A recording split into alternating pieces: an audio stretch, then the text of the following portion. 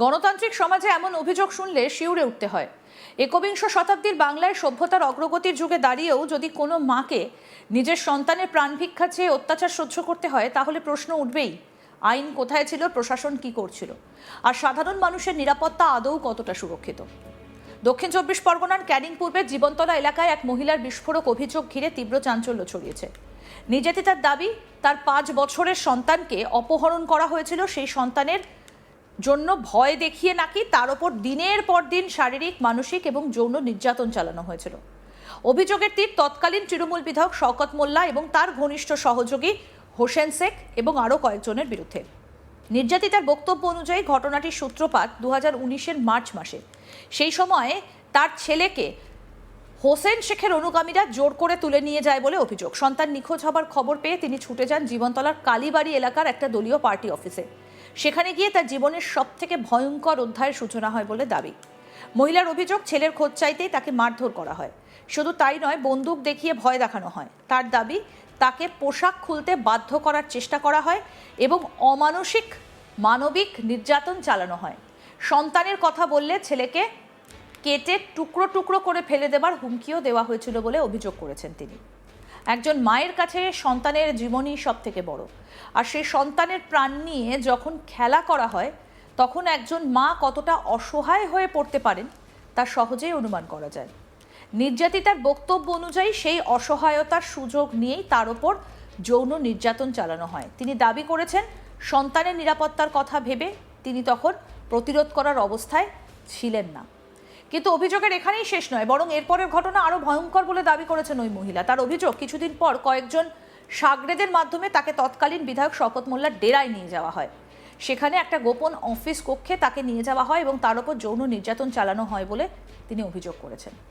কি বলছেন ওই নির্যাতিতা মহিলা, শুনবো।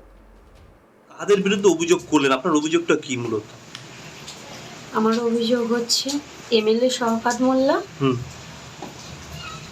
আমার ওই বাচ্চাকে প্রথমে আমার বাচ্চাকে নিয়ে নেয়, কিডন্যাপ করেছে। কিডন্যাপ করে তারপরে আমাকে ওরা শওকত মোল্লা, এমএলএ আর হোসেন শেখ, আচ্ছা, লালু শেখ, মানে শওকত মোল্লার ড্রাইভার, আর ওটা হচ্ছে শামসুল সর্দার, এই সমস্ত মানুষগুলো আমাকে বাচ্চাটাকে কাড়িয়ে নিয়ে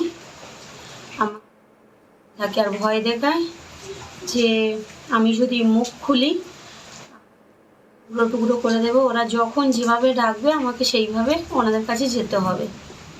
আচ্ছা, এরকম কি দিনের পর দিন আপনার উপর অত্যাচার চলতো? একদম দিনের পর দিন গাড়ি পাঠিয়ে দিত, যখন যেখানে মন হতো ওদের সেখানে আমাকে গাড়ি পাঠিয়ে দিয়ে নিয়ে যেত।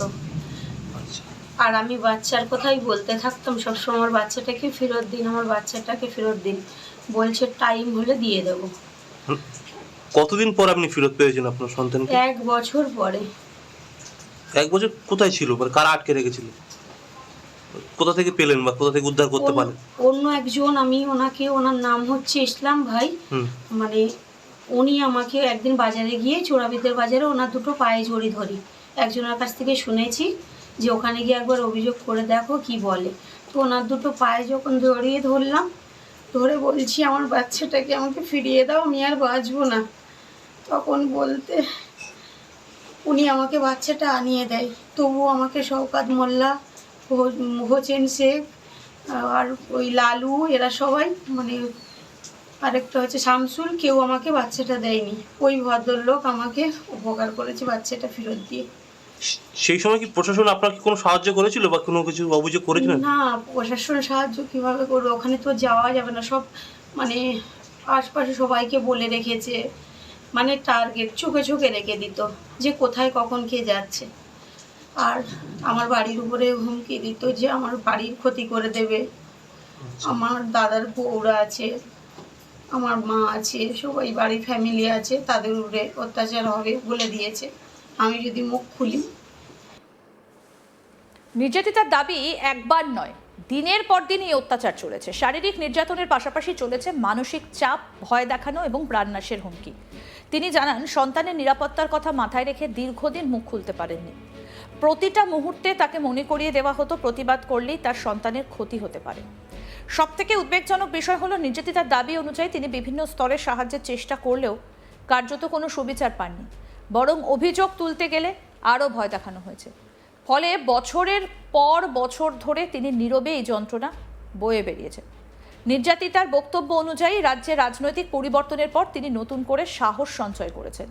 অভিযুক্তদের বিরুদ্ধে আইনানুগ ব্যবস্থা গ্রহণ এবং দৃষ্টান্তমূলক শাস্তির দাবিতে তিনি জীবনতলা থানায় লিখিত অভিযোগ দায়ের করেছেন। এখন তার একটাই দাবি, নিরপেক্ষ তদন্ত হোক এবং সত্যিটা সকলের সামনে আসুক। কি বলেছেন নির্যাতিতা মহিলা, আসুন শোনাই। ওনাদের কথাই সব চলতো, থানা তো ওনাদের কথাই চলবে। আচ্ছা, তখন এই দিনটাই ছিল। থানাতে গেলে আমি তবুও একবার গিয়েছিলাম, রাস্তা থেকে আমাকে একজন বলল যে তুমি চলে যাও এখান থেকে, এখানে দাঁড়িয়েও না, ওরা জানতে পারলে এখান থেকে আবার ফের তুলে নিয়ে যাবে। আমি ওখান থেকে চলে গেছি। এখন কেন করলেন অভিযোগ হঠাৎ? এখন অভিযোগটা কেন করতে আমার গেলেন? একটা দিদি আছে, আমি ওনার সঙ্গে সবকিছু শেয়ার করি, দিদিকে বলি আমার সাথে এরকম হয়েছে, বাচ্চা, আমি কান্নাকাটি করি শুধু দিদির কাছে। দিদি বলছে দেখছি, এই করে অনেকটা দিন লেগে গেল।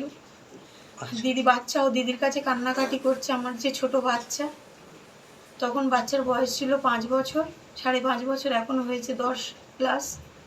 তো মামুনিদির কাছে বাচ্চাও কান্নাকাটি করেছে, আমিও কান্নাকাটি করেছি। যে তখন দিদি